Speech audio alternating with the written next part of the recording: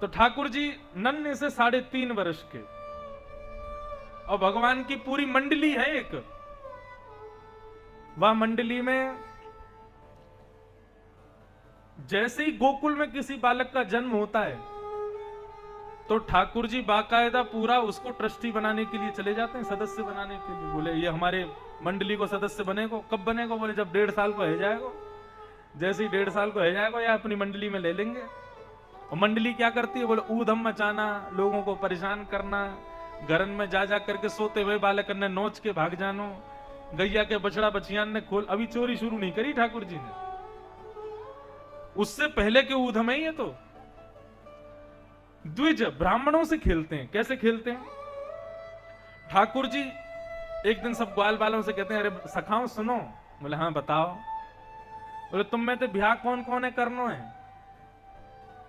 बालक बोले लाला मना कौन करेगा, सबन को ब्याह करना है। अभी छोटे से 3.5 वर्ष के बालक ब्याह की चर्चा करते हैं।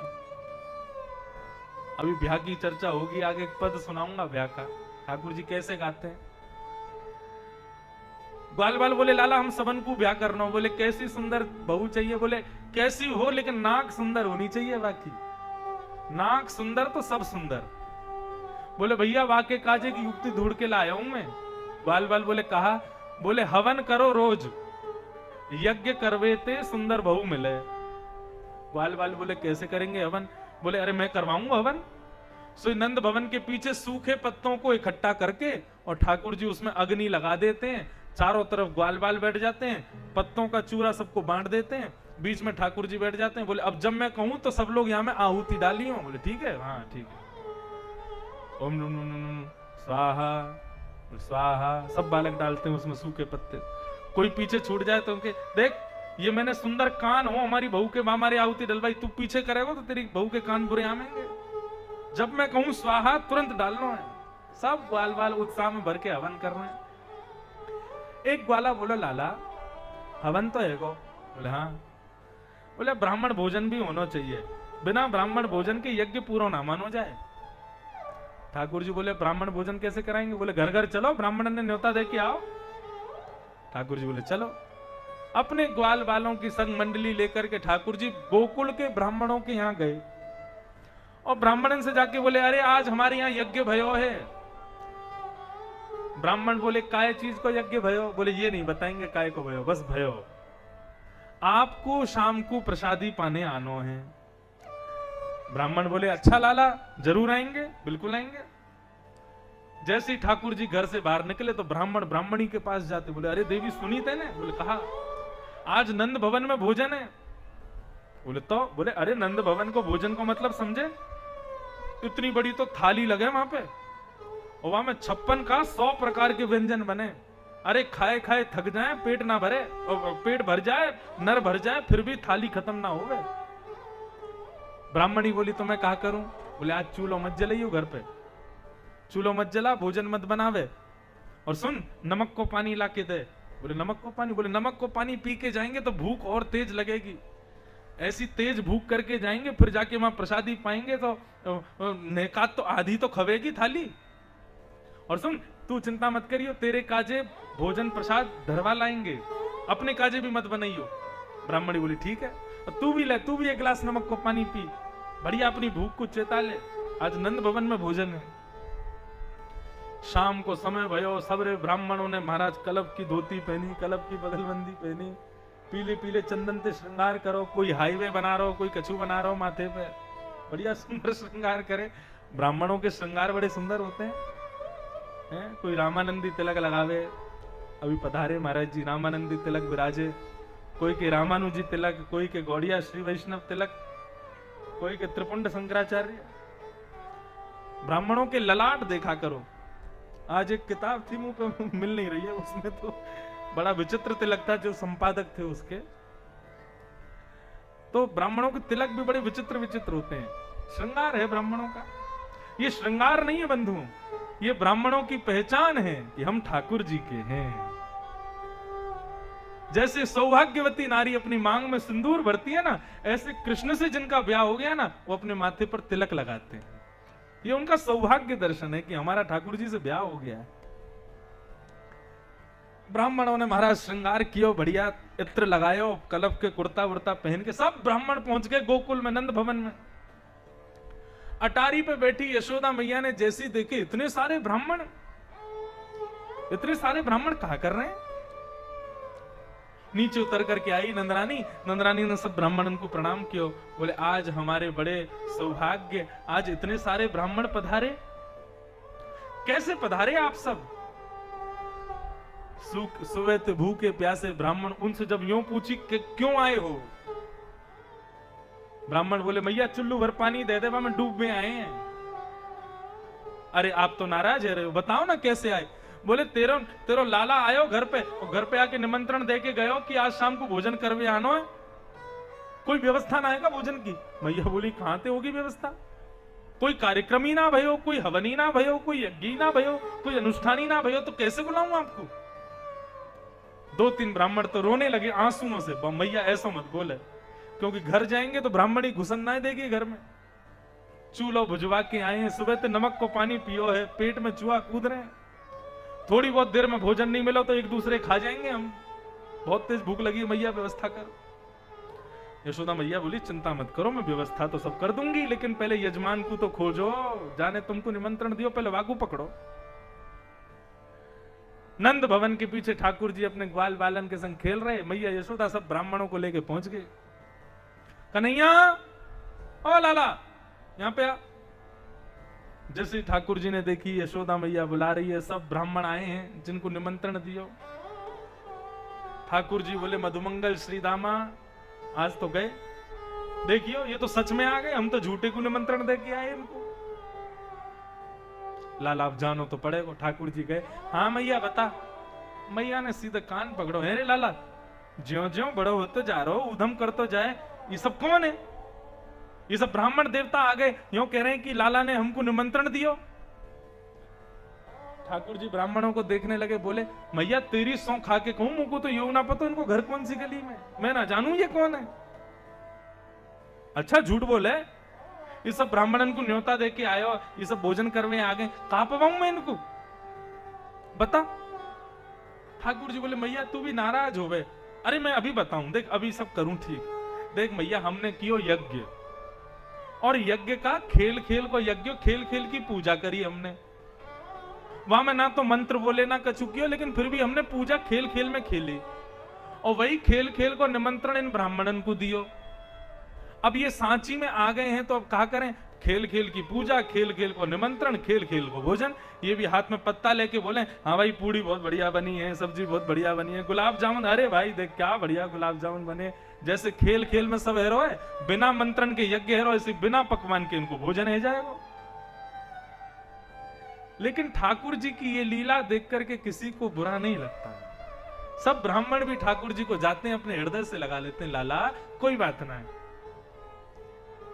ठाकुर जी के ऊधम भी सबको सुहाते हैं, क्योंकि सब जानते हैं कि ये श्याम सुंदर साक्षात पर ब्रह्म है। सबका अंतस्थ कहता है कि इनमें कुछ दैवी शक्ति है, सबको प्रिय है लाल जी।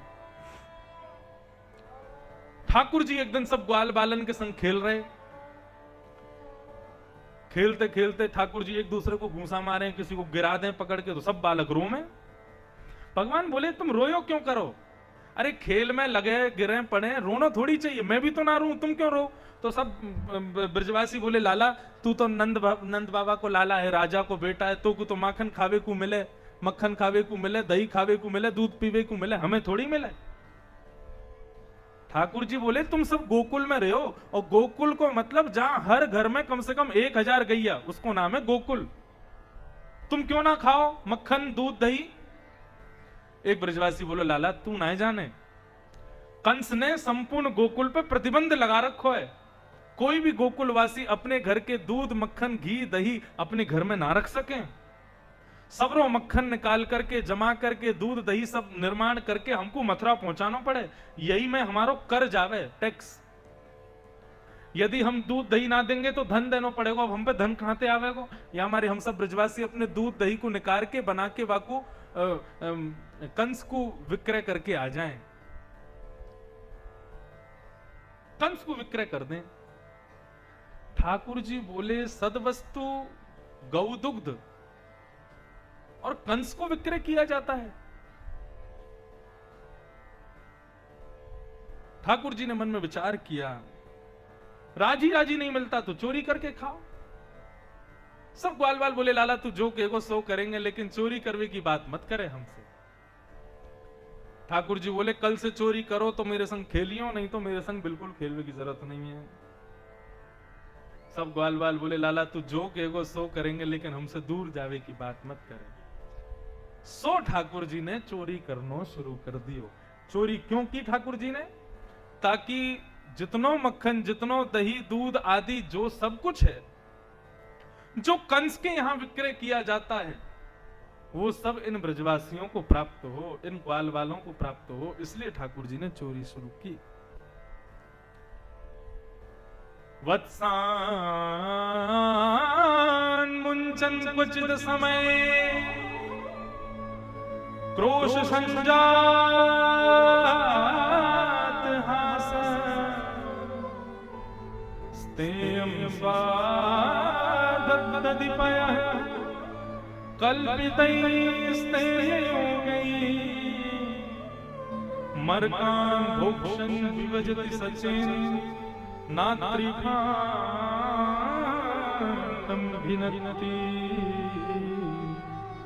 द्रव्यालाभे सगृहकुपितो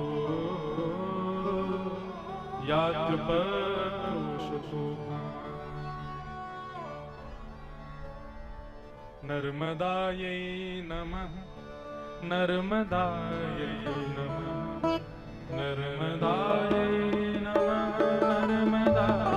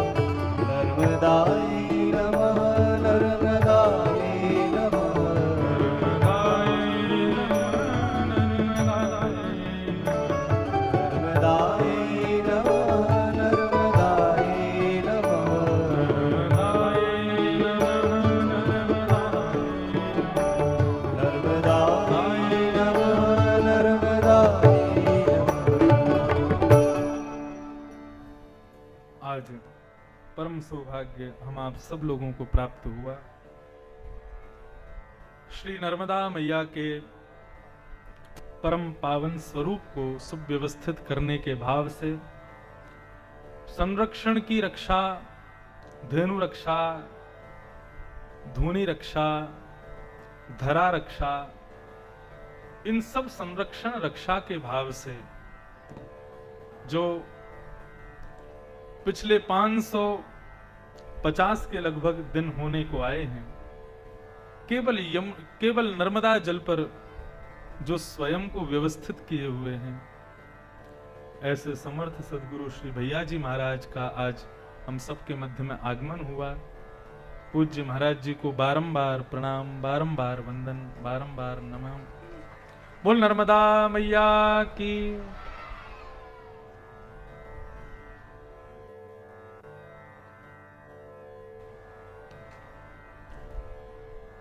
आपके मंगलमय संकल्प को जबलपुर के लोग एवं आदि कई भारत के शीर्ष लोग उसमें लगे हैं। कैसे भी नर्मदा संरक्षण हो, नर्मदा ही नहीं संपूर्ण नदियों का संरक्षण हो, और केवल उसी भाव के लिए अमसन व्रत कर रहे हैं, अमसन भाव से विद्यमान हैं। आज आप सभी सालीवाड़ा लोग के लोग और समस्त यहाँ पर विराजमान श्रोताओं की तरफ से पूज्य महाराज जी को बारंबार प्रणाम, नमन, वंदन। अब शीघ्र ही हम लोग कथा को आगे बढ़ा में गोवर्धन उत्सव की ओर आज चलना है। तो भगवान ने चोरी क्यों की, ये भाव चल रहा था। जितने भी लोग खड़े हैं सब विराज जाओ, प्रेम से विराज की कथा श्रवण करो। भगवान की चोरी का भाव केवल इतना है, सदवस्तु कुपात्र के हाथों में ना जाए।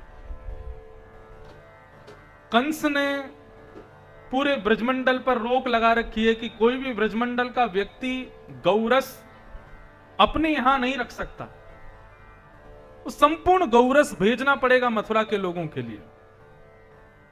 भगवान को जब ये बात पता चली तो भगवान बोले, माखन निकालें ब्रजवासी, दही निकालें ब्रजवासी, सब मेहनत करें ब्रजवासी और खाएं मथुरा के लोग। ये संभव नहीं होगा। केवल इस संरक्षण के लिए, ग्वाल बालों की पूर्ति के लिए, उनको गौरस प्राप्त हो ब्रजवासियों को, केवल इसके लिए ठाकुर जी ने चोरी करना प्रारंभ किया। भगवान बोले, मैं बालक हूं, कहूंगा तो ये लोग मानेंगे नहीं, इस प्रकार से करते हैं। इसलिए ठाकुर जी घर घर जाते हैं, जाकर के चोरी करते हैं। गोपियां सब ठाकुर जी की शिकायत कर रही हैं। बोले, मैया तुम्हारो लाला घर घर में जावे और जाकर के चोरी करे। और कैसे चोरी करे? कि वत्सान मुंचन क्वचित समय क्रोश संजात हास। बहुत सुंदर भाव है, ध्यान से सुनना। गोपियां कह रही, मैया तुम्हारो लाला जा घर में जावे, वहां घर के बछड़ा बछियान को खोल के भाग जाए, सबरो दूध बछड़ा बछिया पी जाए, हमको कछु पीवे कोई ना मिले। और क्या करे तुम्हारो लाला? बोले, स्तेयम, चोरी करे मक्खन की। मैया बोली, अरे तुम आकर के यहाँ झूठ बोल रही हो, मेरे यहाँ 9 लाख गाय हैं, मेरे लाला को कोई कमी ना है चोरी करवे की। अरे वाके पास में इतना मक्खन दूध दही वाके खुद के घर में, वो दूसरे के घर में जाके क्यों खावेगो? और यदि बालक है कभी तुम्हारे घर आकर के नेकात मक्खन खा जाए तो तुम वाकी शिकायत करवे आई हो? मेरे घर से 2-2 हंडी मक्खन अपने घर ले जाइयो, लेकिन मेरे लाला पे आरोप मत लगाओ। बोले, मैया आरोप ना लगा रही, तुम्हारो लाला सच में चोरी करे। और अकेलो खावे इतनो ही नहीं, स्वयं भी खावे, मरकान भोक्षण, बंदरन को भी खवावे, छोटे छोटे ग्वाल बालन को भी खवावे। मरकान भोक्षण विभजति सचेन नात्री भांडम भिन्नति। मैया तुम्हारो लाला स्वयं चोरी करे, हमें कोई दिक्कत नहीं। ग्वाल बालन को खवावे, हमको कोई दिक्कत नहीं। बंदरन को खवावे, वहां में भी हमको कोई दिक्कत नहीं। लेकिन नात्री भांडम भिन्नति, तुम्हारो लाला चोरी करके जावे तो बचे कुचे माखन को कहा करूं, सो वाकू डंडा ला करके हंडी को फोड़ के जावे, और जितना मक्खन रेखा वाकू घर में लीप जावे। तो जैसे हम लोग घर में घुसे तो फिसलन के कारण सब गिर जाएं, लुढ़क जाएं, ऐसा उदम मचावे तुम्हारो लाला। ऐसे ऐसे भावों को सुना जब मैया ने लाला सो कहीं, लाला तू चोरी करे, तू घर घर जाके माखन चुरावे।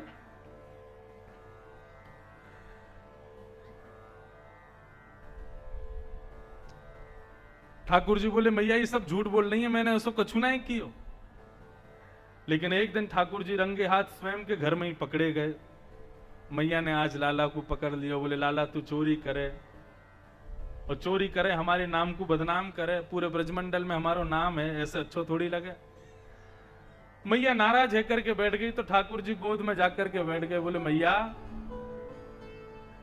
आज के बाद चोरी छोड़ दूंगा। बोले अच्छा चोरी छोड़ देगा? बोले हाँ, लेकिन आपको मेरी एक बात माननी पड़ेगी। बोले क्या बात माननी है?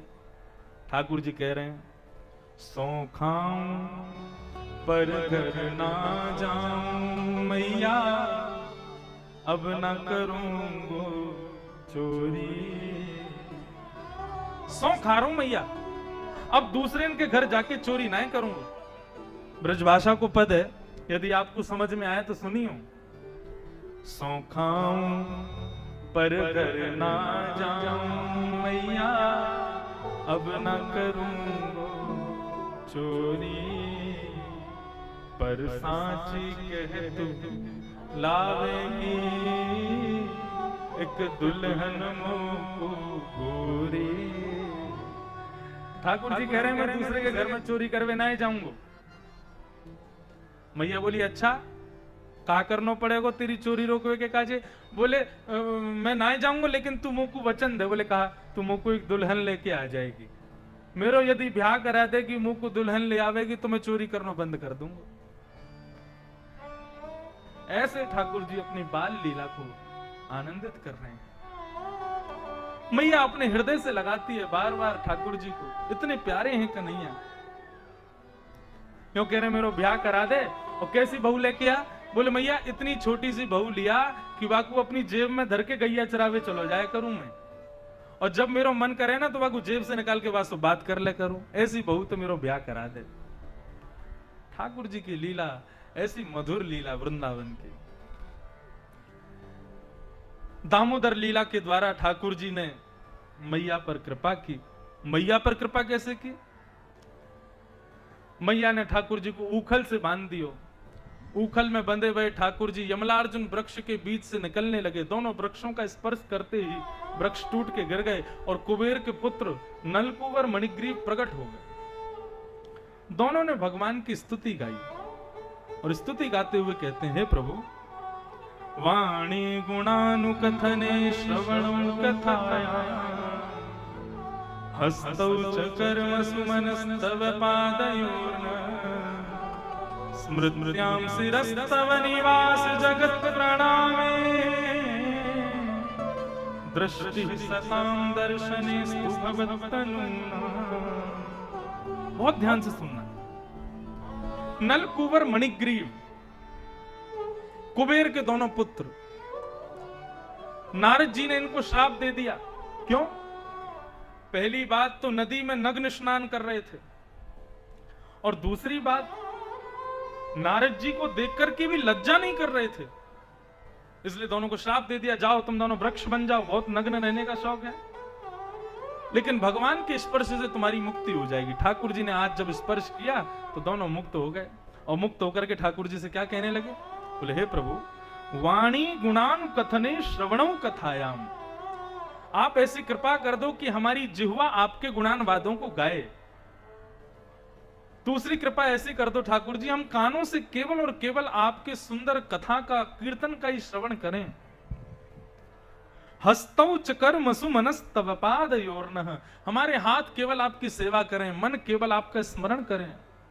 स्मृत्याम शिरस्तव निवास जगत प्रणामे, हम सदा स्मृति में आपको रखें, सिर आपका हमारे सामने झुका रहे। प्रभु ये सब कृपाएं हमारे ऊपर कर दीजिए आप। भगवान ने कहा तथास्तु, और दोनों मुक्त होकर के जाने लगे। तब वृक्षों के गिरने की आवाज आई, सारे ब्रजवासी आए, कन्हैया को हृदय से लगाया। नंद बाबा बोले अब हम लोग गोकुल में नहीं रहेंगे, अब यहां से चले जाएंगे। कहां जाना है? तब नंद बाबा के भैया ने बताया, बोले पास में एक वन है, नया वन, वहां कोई नहीं रहता, बहुत सुंदर वन है। कौन सा? वनम वृंदावनम नाम पशव्यम नव काननम, गोप गोपी गवाम सेव्यम, पुण्याद्रि तृणवीरुधम। वृंदावन चलो, वृंदावन। वृंदावन जाते हजारों लोग हैं, लाखों लोग वृंदावन जाते हैं। शनिवार रविवार को तो वृंदावन में तिल रखने की जगह नहीं रहती। लेकिन मैंने एक दिन और कहा था, पूज्य महाराज जी से भी जब पहली बार मिला तो मैंने कहा कि महाराज जी मेरा भी यही संकल्प है। वृंदावन में ठाकुर जी रास करते हैं, कल के प्रसंग में रास की कथा आएगी, लेकिन रास कहां करते हैं ठाकुर जी? वन में करते हैं। राज वृंदावन में वन बचा नहीं है। संपूर्ण वृंदावन को जो वृंदा यानी तुलसी, उसका जो वन है उसको कहते हैं वृंदावन। आज वृंदावन तुलसी वन नहीं है, बिल्डिंग वन हो गया है, कंस्ट्रक्शन वन हो गया है वृंदावन। केवल लस्सी पीने के लिए और चाट पकौड़ी आदि खाने के लिए लोग वृंदावन जाते हैं। यदि वृंदावन जाए और वृंदावन जाकर के हर व्यक्ति अपने हाथ से वृक्षारोपण करे, वहां की सुंदरता को पुनः सजाए, मैं ऐसा मानता हूं आप वृंदावन जाएं, वृंदावन जाकर के एक वृक्ष अपने हाथ से लगावें और जब जब वृंदावन जाएं उस वृक्ष का ख्याल रखें कि मेरे हाथ के द्वारा लगाया हुआ वृक्ष है। ठाकुर जी वृंदावन में हमने सुना है रमण करते हैं, लीला करते हैं, आनंद विहार करते हैं। कभी ठाकुर जी रमण करते करते मेरे लगाए वृक्ष के नीचे आकर के बैठ के वंशी नाद करें, मेरा जीवन धन्य हो जाएगा। किसी की बिगड़ी हुई वस्तु को यदि सुधार करके उसको वापस करोगे ना तो हृदय से प्रेम उमड़ता है। वृंदावन ठाकुर जी का हृदय है। यदि उसको सुधार दें, उसको सजा दें, उसको सुंदर बना दें, ठाकुर जी को प्रस्तुत कर दें, कुछ मिले चाहे ना मिले, लेकिन एक चीज है कि जीते जी ठाकुर जी का प्रत्यक्ष दर्शन जरूर हो जाएगा। ठाकुर जी प्रसन्न होकर धन्यवाद देने जरूर आएंगे कि हाँ आपने मेरे वृंदावन को पुनः नवीन बनाया, उसके लिए धन्यवाद। नर्मदा मिशन के जितने भी पदाधिकारी हैं, जितने भी कार्यकर्ता हैं और पूज्य महाराज जी हैं, ये विश्वास तो मुझे जरूर है कि नर्मदा के संरक्षण में यदि ये लग रहे हैं और नर्मदा को ये पुनः सुव्यवस्थित करके प्रस्तुत करेंगे तो एक ना एक दिन देवादिदेव महादेव शिव और नर्मदा प्रत्यक्ष प्रकट होकर सबको दर्शन प्रदान करेंगे। शिव के प्रेमाश्रु हैं, आनंदाश्रु है नर्मदा। यदि उनको सुव्यवस्थित किया जाएगा, क्या शिव को आह्लाद नहीं होगा, आनंद नहीं होगा? अरे जब नर्मदा के संरक्षण के लिए आप लोग उतरते होंगे ना, तो शिवलोक में बैठे शंकर जी तांडव नृत्य करते होंगे आनंद में भर के कि वाह मेरी नर्मदा के लिए कोई तो उठा है, कोई तो जग रहा है। ऐसे ही वृंदावन ठाकुर जी का हृदय है। राधा रानी कहती हैं, राधा रानी से ठाकुर जी ने कहा चलो वृंदावन लीला करने के लिए। राधा रानी बोली नहीं जाऊंगी, धरा धरती पर एक ही शर्त पे जाऊंगी। किस शर्त पे? 3 चीजें मुझको वहां चाहिए। यत्र गोवर्धनम नास्ति, यत्र नो यमुना नदी, यत्र वृंदावनम नास्ति, तत्र नो रमते मन। जहां गोवर्धन नहीं है, जहां यमुना नहीं है, जहां वृंदावन नहीं है, तत्र नो रमते मन। राधा रानी कह रही है वहां मैं जा ही नहीं सकती। यदि मुझे वृंदावन लेकर के जाना है तो पहले यमुना को लाओ, गोवर्धन को लाओ, वृंदावन को लाओ, तब मैं आऊंगी। आज हम ही लोगों ने उन्हीं गोवर्धन को, उन्हीं यमुना को, उन्हीं वृंदावन को तहस नहस कर दिया। कहां से राधा रानी दिखेंगी? कहां से श्री किशोरी जी का दर्शन होगा? उनको पुनः संरक्षित करो, उनके संरक्षण का भाव रख करके वृंदावन में आओ। वृंदावन में जितना महत्व ठाकुर जी के दर्शन का, उतना महत्व वृंदावन को पुनः वृंदावन बनाने का भी है। यदि ये संकल्प लिया जाए तो नित्य ठाकुर जी श्यामा श्याम माद विहार करते हुए दर्शन देंगे। आज महाराज जी से हम प्रार्थना करते हैं कि जिस प्रकार महाराज जी ने नर्मदा जी के संरक्षण का भाव उठाया है, ऐसे ही महाराज जी संकल्पबद्ध हों कि वृंदावन भी पुनः वृंदावन बने, वहां की यमुना भी पुनः यमुना बने, श्री गोवर्धन नाथ भी पुनः गोवर्धन नाथ बने। आप जैसे संत ही संकल्पबद्ध होकर के उसको पूर्ण कर सकते हैं। वृंदावनम संप्रविश्य सर्वकाल सुखावहम् तत्र चक्रु व्रजावासम् सकटैर्धर चंद्रवदनम्। वृंदावन में आकर के ठाकुर जी को बहुत सुख मिल रहा है। गोकुल से ठाकुर जी वृंदावन आए, वृंदावन आकर के खूब सुख मिला। वृंदावन में अघासुर नाम के एक दैत्य को ठाकुर जी ने मारा। ये सर्प के रूप में आया था अघासुर, इसका ठाकुर जी ने वध किया। परंतु ये जो सर्प के रूप में अघासुर आया था, ठाकुर जी ने अघासुर मारा, ये बात ब्रजवासियों ने अपने अपने घर में जाके 1 साल बाद बताई। आज ठाकुर जी ने सर्प मारा, लेकिन 1 साल बाद ग्वाल बाल सब अपने घर में कहने लगे कि कन्हैया ने आज सर्प मारो। 1 साल का लंबा समय क्यों लगा?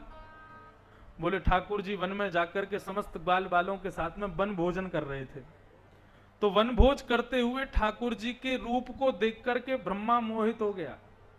ब्रह्मा के हृदय में शंका उत्पन्न हुई कि ये ठाकुर जी नहीं हो सकते। ठाकुर जी वन भोज कैसे करते हैं, उसका इतना सुंदर चित्रण बताया है श्री शुकाचार्य जी ने, दर्शन करना। विभ्रद वेणुम जठर पटयो श्रांगवेत्री च कक्षे वामे पाणे वृषण कवलम नत्वलं लांगुलीषु तिष्ठन् मध्ये स्वपरिश्रहिदो हासयन् नर्मभिस्वे स्वर्गे लोके विशति विभुजे यज्ञ भूपाल की। ठाकुर जी वन भोजन कैसे करते हैं, कितना सुंदर स्वरूप है। यदि कोई सुंदर चित्रकार बने मिले तो ऐसी झांकी बना के दिखाए ठाकुर जी की। कैसे हैं ठाकुर जी? वैसे तो गीता प्रेस गोरखपुर वालों ने बनाई है, लेकिन कितना सुंदर स्वरूप है। चारों तरफ ग्वाल बाल बैठे हैं, बीच में ठाकुर जी बैठे हैं, और ठाकुर जी कैसे भोजन कर रहे हैं? बोले विभ्रद वेणुम जठर पटय, अपनी एक कांख में तो वेणु को दबा रखा है और दूसरी कांख में गैया बुलाने वाली श्रृंगी, तो दोनों कांखों से ऐसे दबा रखा है। फिर अपने हस्त के उंगलियों के बीच में अलग अलग अचार लगा रखे हैं। इन 2 उंगलियों के बीच में आम का अचार, यहाँ पे नींबू का अचार, यहाँ पे टेंटी का अचार, उंगलियों के बीच में, और मध्य में चटनी रखी है, और एक हाथ में केवल रोटी का कवल है। एक रोटी का टुकड़ा खाते हैं, फिर एक अचार चाटते हैं, फिर रोटी टुकड़ा खाते हैं, फिर दूसरा अचार चाटते हैं, फिर रोटी खाते हैं, फिर तीसरा अचार चाटते हैं, फिर वहां चटनी से रोटी लगा के फिर खाते हैं, फिर अचार चाटते हैं। ऐसा सुंदर वन भोज का दर्शन करा रहे हैं। इसी रूप को देख करके सब आनंदित हो गए, लेकिन ब्रह्मा बोला ये भगवान नहीं हो सकते। एक ग्वाल बाल 2-2 दिन तक नहाते नहीं, इनके बीच में ठाकुर जी बैठ करके और ऐसे भोजन कर रहे हैं। यज्ञ भोक्ता भगवान, ये परब्रह्म नहीं हो सकते। तो भगवान की परीक्षा लेने के लिए ब्रह्मा रूप बदल करके आए और भगवान के सारे ग्वाल बालों का हरण करके ले गए। भगवान को जब पता चला ग्वाल बाल सब हरण कर लिए ब्रह्मा ने, तो भगवान ने अपने ही अंदर से उतने ही ग्वाल बाल प्रकट कर दिए और 1 वर्ष तक उन्हीं ग्वाल बालों के संग, अपने ही अंदर से प्रकट ग्वाल बालों के संग लीला करने लगे। 1 वर्ष बाद ब्रह्मा ने सोचा जाकर के देखूं, वो जो अपने आप को ब्रह्म भगवान बताता है, भगवान रो रहा होगा। नीचे आकर के जैसे ही देखा तो भगवान को देख करके, उन ग्वाल बालों को देख करके ब्रह्मा जी समझ गए कि मेरे से बहुत बड़ा अपराध हो गया। अब यहां ब्रह्मा जी तो नीचे आए, लेकिन ठाकुर जी ब्रह्मा का रूप धारण करके ब्रह्मलोक चले गए और ब्रह्मलोक में जाकर के द्वारपालों से बोले, बहलूपिया बहुत घूम रहे हैं हमारे जैसे दिखने वाले, यदि कोई दूसरा हमारे जैसा दिखता हुआ आवे तो उसको भगा देना यहां से। भीतर ठाकुर जी प्रवेश कर गए। अब ब्रह्मलोक के जो द्वारपाल थे उन्होंने तो देख लिया ब्रह्मा भीतर चले गए, भगवान ब्रह्मा बन के गए थे। असली ब्रह्मा जब आए, द्वारपालों ने द्वार बंद कर दिया, बोले आप भीतर नहीं जा सकते। ब्रह्मा बोले कि तुम जानते हो किसको रोक रहे हो? मैं ब्रह्मा हूं। द्वारपाल बोले तुम्हारे जैसे बेलूपिया बहुत घूमते हैं, चलो भगो यहां से, हमारे ब्रह्मा तो भीतर बैठे हैं, तुम ब्रह्मा नहीं हो। ब्रह्मा बोला अरे मैं नीचे ब्रज गया था, अभी अभी आया हूं। बोले ब्रह्मा जी आ गए 10 मिनट पहले, आके भीतर चले गए, ब्रज से आ गए, तुम बेलूपिया हो, हम जानते हैं। ब्रह्मा जी ने स्वीकार कर लिया अंत में कि हाँ मैं बेलूपिया हूं, लेकिन मुझे उन ब्रह्मा का दर्शन कराओ जो भीतर बैठे हैं। भगवान से पूछा कि वो नकली ब्रह्मा खड़ा है बाहर, क्या करना है? भगवान बोले बुलाओ, अंदर बुलाओ। जैसे ही ब्रह्मा जी भीतर प्रवेश करने लगे ब्रह्मलोक में, तो सबको तो भगवान ब्रह्मा जी के रूप में दिख रहे थे, लेकिन ब्रह्मा को भगवान साक्षात शंख चक्र गदा पद्मधारी शेष नाग ऊपर फन फैलाए खड़े हैं, साक्षात नारायण के रूप में दिख रहे थे। ब्रह्मा जी ने प्रवेश करके प्रणाम किया और भगवान की स्तुति गाई। नौमिड्यते प्रभुपुषे तटिदंबराय गुंजावतम सपरिपरिच्छल सन्मुखाय वन्यस्त्रजे कवलवेत्र विशालेनु लक्ष्मश्रिये मृदुपदे पशुपामकजाय। भगवान ने क्षमा नहीं किया ब्रह्मा को।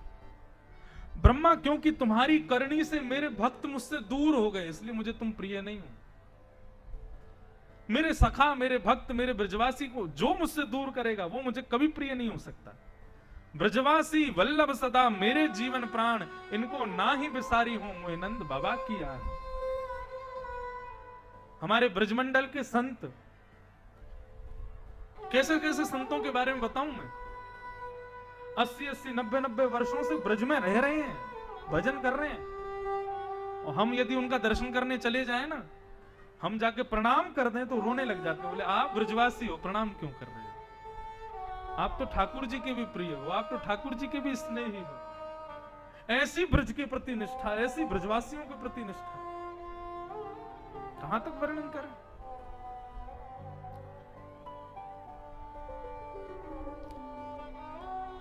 ब्रह्मा जी ने ब्रजवासियों को अलग किया, इसलिए ठाकुर जी ने ब्रह्मा को क्षमा नहीं किया।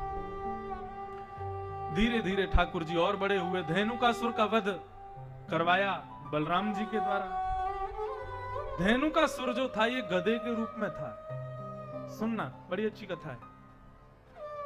एक बगीचे का रखवाला था धेनुकासुर। उस बगीचे में ग्वाल बाल खेलने जाते थे, लेकिन धेनुकासुर उनको खेलने नहीं देता था। भगवान से जाके सबने प्रार्थना की कि हे भगवान कन्हैया, धेनुकासुर को मार दो। भगवान बोले सारे राक्षसों को मैं ही मारूं, एक आध राक्षस बलराम जी से भी मरवाओ। बलराम जी से जाकर के कहा कि आप धेनुकासुर का वध कर दो। तो धेनुकासुर का वध सुनते ही बलराम जी भूल गए। बोले जैसे लाला सबको मारता है वैसे मैं भी मारूंगा धेनुकासुर को, और मेरी बड़ी जय जयकार होगी, वृंदावन में मेरी खूब आरती होंगी, पुष्प वर्षण होगा कि बलराम जी ने धेनुकासुर मारा। लेकिन भगवान के हृदय में एक विचित्र लीला चल रही थी। भगवान सोच रहे थे ये धेनुकासुर को मारने जाएंगे, लौट करके जब आएंगे तो पूरा वृंदावन इनकी हंसी उड़ाएगा। क्यों?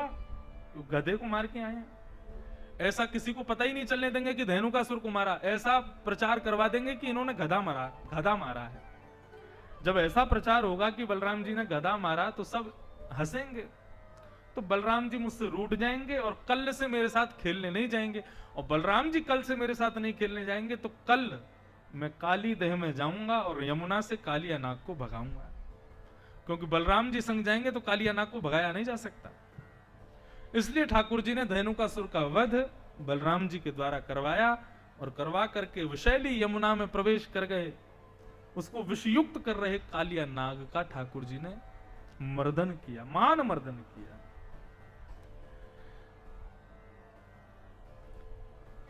यमुना है भक्ति और कालिया नाग है अविद्या। भक्ति में जब अविद्या प्रवेश करती है तो भगवान उसको नष्ट कर देते हैं। अविद्या के कई रूप हैं। अविश्वास अविद्या का रूप है, पाखंड अविद्या का रूप है, दंभ अविद्या का रूप है, किसी कारण से की जाने वाली भक्ति अविद्या का रूप है। सब कालिया नाग के 100 फन हैं। भगवान ने भक्ति में विषैली हो रही थी, मैली हो रही थी, कालिया नाग को मार करके ठाकुर जी ने उससे विष युक्त यमुना को विषमुक्त किया। इस प्रकार कृपा की, कालिया नाग का वध किया। नाग पत्नियों ने भगवान की स्तुति गाई। स्तुति गाते हुए पर कालिया नाग ने भी प्रणाम किया। भगवान ने उसको क्षमा कर दिया और कहा मेरी यमुना को छोड़ करके चले जाओ। इसी प्रकार बंधुओं, आजकल की नदियां भी कालिया नाग के विष से विषैली हो रही हैं। उनको मुक्त करने का जो भी प्रयास करे वो कृष्ण ही हो सकते हैं या कृष्ण के पात्र ही हो सकते हैं। ये जो यमुना, नर्मदा, सरस्वती आदि नदियां, गंगा आदि नदियों में जो ये विषैले पदार्थ डाले जा रहे हैं फैक्ट्रियों के द्वारा आदि आदि, ये सब कालिया नाग ही हैं जो नदियों को विषयुक्त कर रहे हैं। इन कालिया नागों के विष से नदियों को विषमुक्त करना है, ये कालिया भगवान की संपूर्ण लीला। कृष्ण लीला केवल और केवल पर्यावरण संरक्षण के लिए ही है। पृथ्वी, जल, तेज, वायु, आकाश, पांचों की रक्षा की भगवान ने। पृथ्वी की रक्षा मृद भक्षण लीला, माटी खाई। जल की रक्षा कालिया नाग का वध किया। पृथ्वी, जल, तेज, अग्नि की रक्षा 2 बार आग लगी, भगवान ने दोनों बार आग को पी लिया। पृथ्वी, जल, तेज, वायु की रक्षा, तृणावर्त को मार करके भगवान ने वायु की रक्षा की। और आकाश की रक्षा, खुले आकाश में 6 महीने की रात्रियों को आमंत्रित करके भगवान ने रासत विहार किया, आकाश का संरक्षण किया, सबका संरक्षण किया कृष्ण लीला के द्वारा। पर्यावरण के सबसे बड़े मित्र, सबसे बड़े सखा तो कन्हैया ही हैं। उन्हीं के पद चिन्हों पर चलना है हमें, सबकी रक्षा। ठाकुर जी ने कालिया नाग का वध किया, उसको भगाया। तत्पश्चात 2 बार आग लगी ब्रजमंडल में, दोनों बार ठाकुर जी पी गए। आगे भागवत में वेणु गीत आता है। वेणु गीत का मतलब क्या है कि ठाकुर जी वन में वंशी बजाते हैं और घर में बैठी हुई गोपियों के कर्ण रंध्र में जैसे ही वंशीनाद जाता है, गोपियों के नेत्र बंद हो जाते हैं और नेत्र बंद करके गोपियां ठाकुर जी का लाइव दर्शन करती हैं घर पर बैठ के। कैसे कैसे स्वरूपों का दर्शन होता है वो सब स्वरूप वेणु गीत में बताए गए। एक स्वरूप का दर्शन कर लें फिर आगे चलते हैं। बरहा पीणम नटवर वपुः कर्णयो कर्णकारम विभ्रतवासः कनक कपिसं वैजयन्तीं च माला रन्ध्रान् वेणुवदर सुधया पूरयन् गोपवृन्दैः वृन्दारण्यं स्वपदरमणं प्राविशद्गीते। अद्भुत दर्शन ठाकुर जी का एक श्लोक के माध्यम से वेणु गीत में कराया। एक दिन ठाकुर जी गैया चरा करके लौट रहे थे। पूरे ब्रजमंडल में महाराज देसी घी की सुगंधी आ रही थी। सब ब्रजवासी अपने अपने घरों में पकवान बना रहे थे। भगवान ब्रजवासियों से पूछने लगे, भैया कहाँ है रोए, कौन के काजे पकवान बनाए रहे हो? सब ब्रजवासी बोले, लाला हम तो मत पूछे, अपने नंद बाबा से जाके पूछ। ठाकुर जी नंद बाबा के पास गए और बाबा से कहने लगे, बाबा ये कौन के काजे 56 भोग बन रहे हैं? नंद बाबा ने कही, लाला हम सब किसान हैं, हम सब किसान साल में एक बार इंद्र देवता की पूजा करें तो इंद्र हमसे प्रसन्न है कि वर्षा करें और हमारी फसल को ध्यान रखें, जब वर्षा ना करनी होवे तो ना भी करें, या हमारे इंद्र प्रसन्न रहे उसके लिए हम लोग सब एक साल में एक बार 56 भोग बना के इंद्र की पूजा करें। भगवान बोले, आपने इंद्र के कभी दर्शन किए? ग्वाल बाल सब कहने लगे, बोले ना लाला हमने इंद्र के कभी दर्शन तो ना किए। बोले जहां इंद्र के कभी दर्शन ही ना भय, वहां इंद्र की इतने साल से पूजा कर रहे हो, और केवल इंद्र की पूजा क्यों करते हो? सूर्य की भी पूजा किया करो, ये भी तो हमको प्रकाश देते हैं। चंद्रमा की भी पूजा किया करो, ये भी हमको शीतलता देते हैं। वायु की भी पूजा करो, वरुण की भी पूजा करो, सबकी पूजा करो, सब हमको कुछ ना कुछ देते हैं, केवल इंद्र की पूजा क्यों? सब बोले, लाला तू सही सही बता, कहा कहना चाहे? ठाकुर जी बोले, मैं केवल इतना कहना चाहूं, जड़ में जल डालोगे तो वृक्ष हरो भरो हो जाएगा, पत्तान में जल डालवे से वृक्ष हरो भरो ना होगा। ब्रजवासी बोले, 33 कोटि देवता हैं, इनकी जड़ कौन है? बोले इनकी जड़ है नारायण, और वही नारायण हमारे ब्रज में श्री गोवर्धन रूप में विराजमान है। बोल गोवर्धन नाथ की जय। श्री गोवर्धन नाथ साक्षात नारायण हैं, उनकी सेवा करो, उनकी पूजा करो। सब ब्रजवासी बोले, लाला हमको कहां मिलेगा, इंद्र कहीं नाराज है क्या? तो ठाकुर जी बोले, जिनकी शरण में जा रहे हो उन पे विश्वास रखो, इंद्र से रक्षा गोवर्धन नाथ करेंगे, वे साक्षात गिरिराज जी प्रकट होकर दर्शन देंगे। सब चलो गोवर्धन की शरण में। अब तो सब ब्रजवासी ने 56 भोग सजाए, 56 भोग बनाए, और सब ब्रजवासी जा रहे हैं गोवर्धन पूजन के लिए। आप सब लोग जबलपुर में बैठे हैं, यहाँ बैठे बैठे ही सब लोग मेरे साथ गोवर्धन चलो श्री गिरिराज जी का पूजन करने के लिए। यहाँ पर हमारे कथा के मुख्य यजमान शालिग्राम जी का अभिषेक कर रहे हैं, गिरिराज जी की पूजा कर रहे हैं, फिर नीचे जो 56 भोग लगे भोग लगेगा, तब तक हम लोग श्री गोवर्धन चलते हैं। गोवर्धन में खूब आनंद मनाए जा रहे हैं, सब लोग उत्साह से नाचते गाते हुए श्री गोवर्धन की परिक्रमा दे रहे हैं। गिरिराज धरण प्रभु गिरिराज धरण प्रभु तुम्हारी शरण। गिरिराज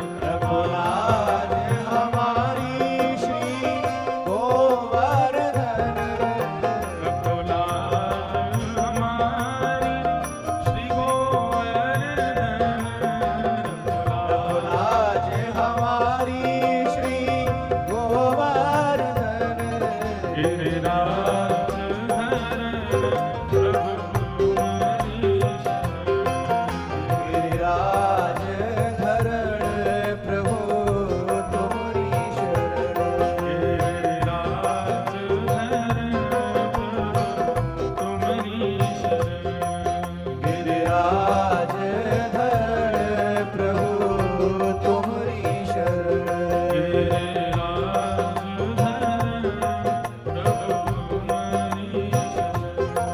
गिरिराज धरण प्रभु तुम्हारी शरण।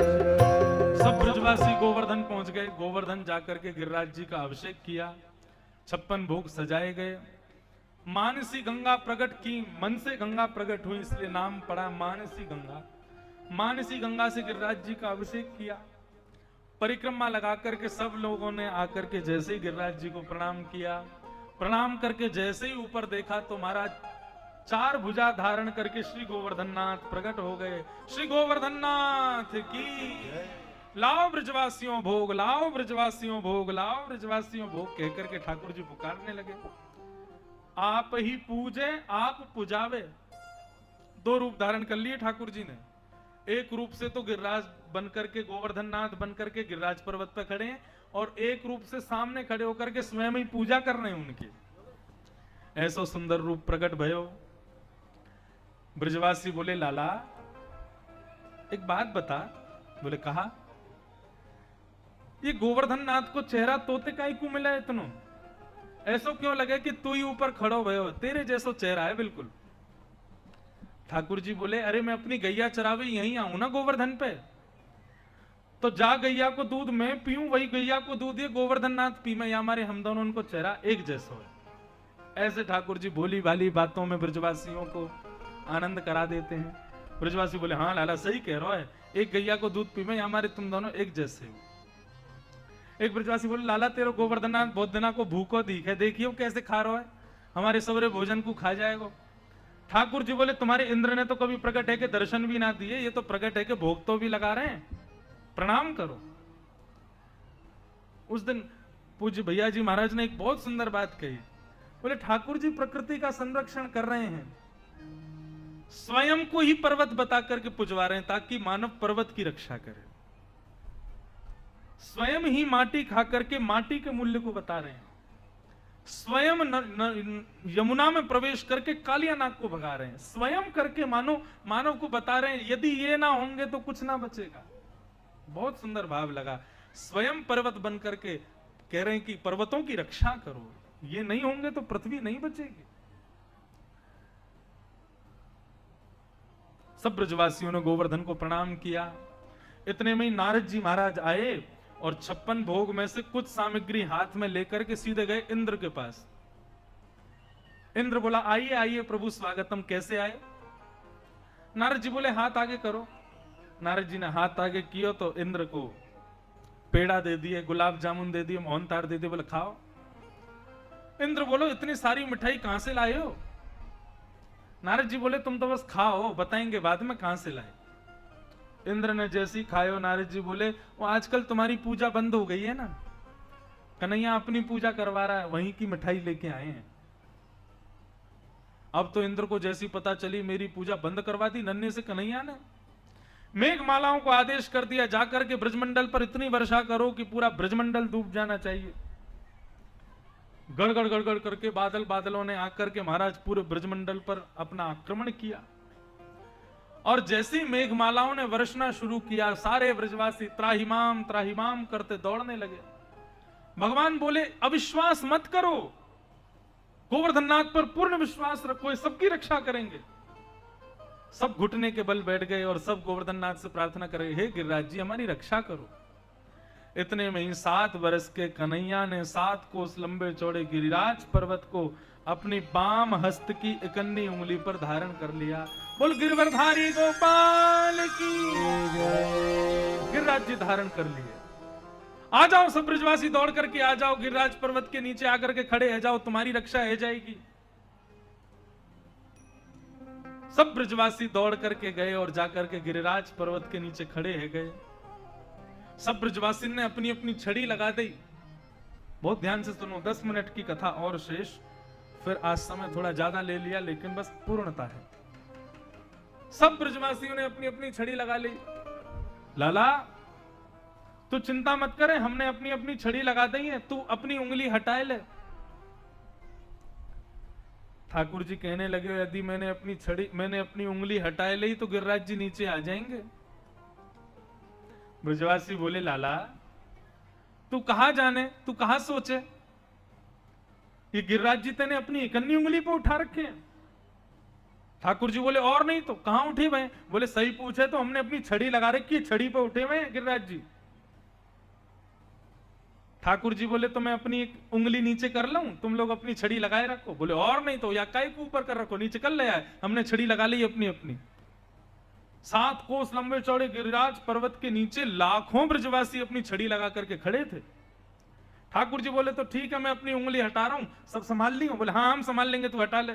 जैसे ही ठाकुर जी ने उंगली ढीली करी, सोई गिरिराज जी नीचे आने लगे, चट्ट चट्ट चट्ट करके सबकी बांस बल्ली जो भी थे हाथ में सब टूटने लगे। अरे लाला संभाल संभाल संभाल संभाल।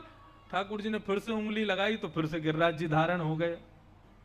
ब्रजवासी अपनी छड़ियां देखने लगे, डंडे देखने लगे, कहा भयो भैया ऐसे मोटे मोटे बांस के लट्ठा हमारे सब टूट गए एक बार में। अरे नंद के लाला तो मैं इतनी शक्ति कहां से आई, तो मैं इतना बल कहां से आया जो तूने इतना, ये सब लोग अब 56 भोग की तरफ नजर चली गई है सबकी। इधर देखो यहां देखो, सबको मिल जाएगा, अभी कथा सुनो। ब्रजवासी बोले लाला तो मैं इतनी शक्ति कहां से आई, तो को बतानी पड़ेगी। ठाकुर जी कितने मधुर भाव कह रहे हैं, कछु माखन को बल बढ़ो, कछु माखन को बल बढ़ो, कछु गोपन करी सहाय, श्री राधे जू की कृपा सो मैंने गिरवर लियो। कछु माखन को बल बढ़ो। ब्रजवासी बोले लाला तेने माखन तो बहुत खाया, चल ठीक है माखन ते बल बढ़ो, कछु गोपन करी सहाय। हम गोपन ने तेरी कहां सहायता करी, तू कह रहा गोपन करी सहाय। ठाकुर जी बोले अरे जब गिरिराज जी प्रकट भये तो तुम सब लोग टकटकी लगा के मोह देखने लगे, और गिरिराज जी को देखो फिर मोहे देखो, गिरिराज जी को देखो फिर मोह, तुम लोगों को लग रही इन दोनों की शक्ल एक जैसी। तो तुम सब जब घूर घूर के मेरी ओर देख रहे तो तुम सबन की शक्ति मुंह में आ गई, तो मैंने गिरिराज जी उठा लिए। ब्रजवासी बोले तभी तो हम कहें हम कमजोर कैसे है रहे हैं, 2-3 दिन आते बड़ी कमजोरी आ रही है भीतर से। अरे नंद के लाला, पहले तो माखन चुराया कर, तो आजकल शक्ति चुराने लगो। और श्री राधे जू की कृपा से मैंने गिरिवर लिए उठाया, राधा रानी ने कहा कृपा करी। तो बंधु राधा रानी का भेद तो श्री जयदेव महाप्रभु ने स्पष्ट किया। अभिनव जलधर सुंदर धृत मंडर है, श्री राधा मुख चंद्र चकोर जय जय देव हरे। श्री जयदेव महाप्रभु गीत गोविंद में कहते हैं अभिनव जलधर सुंदर, अभिनव जल के समान सुंदर भगवान कृष्ण ने धृत मंडर है, अपने इकन्नी उंगली पर पर्वत उठाया। कैसे? श्री राधा मुख चंद्र चकोर जय जय देव हरे। श्री राधा रानी उनकी आह्लादनी शक्ति है। राधा रानी ने आकर के अपनी संपूर्ण शक्ति ठाकुर जी को प्रदान की, उस शक्ति के कारण ठाकुर जी ने गिरिराज पर्वत धारण किए। लेकिन हमारे ब्रज में बतामें ठाकुर जी तो ऐसे खड़े भाई गिरिराज जी लेके, लेकिन पीछे शिला के किशोरी जी भ्रगुटी टेढ़ी करके खड़ी हैं और केवल अपने नेत्र से, अपलक नेत्रों से गिरिराज जी को देख रही हैं। उनके अपलक नेत्रों से निकलने वाली शक्ति से ही गिरिराज जी ऊपर उठे हुए हैं। ठाकुर जी ने नहीं उठाए गिरिराज जी, श्री राधा रानी ने उठाए गिरिराज जी। बोल राधा रानी की जय। ऐसो भाव ब्रजमंडल में भयो, सब ब्रजवासी आनंद कर रहे हैं, नृत्य कर रहे हैं। ठाकुर जी गिरिराज पर्वत धारण करके 7 दिन 7 रात्रि पर्यंत तक ऐसे ही खड़े रहे और सब ब्रजवासी कोई गा रहे हैं, कोई सुना रहे हैं, कोई अद्भुत आनंद कर रहे हैं। ऐसा सुंदर भाव प्रस्तुत भयो। चलो मन वृंदावन की, चलो मन वृंदावन। सब गोकुलवासी वृंदावन जा रहे हैं, हम भी चले वृंदावन। चलो मन वृंदावन की ओर, चलो मन वृंदावन की ओर, वृंदावन की ओर, वृंदावन की ओर, वृंदावन की वृंदावन की ओर। चलो मन वृंदावन की चलो मन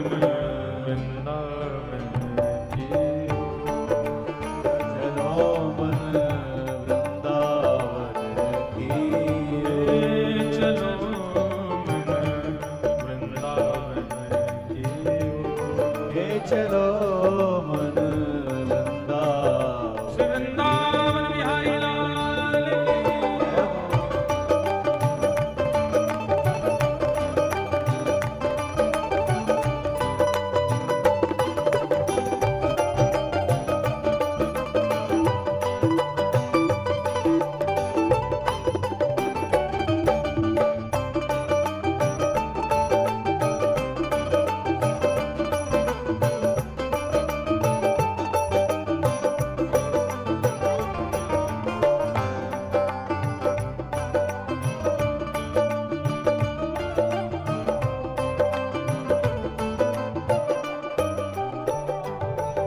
कैसा है वृंदावन? क्या परिचय है वृंदावन का? वृंदावन में यमुना किनारा, वृंदावन में यमुना किनारा, वृंदावन में यमुना किनारा, वृंदावन में यमुना किनारा। नाचत नंद किशोर, नाचत नंद किशोर,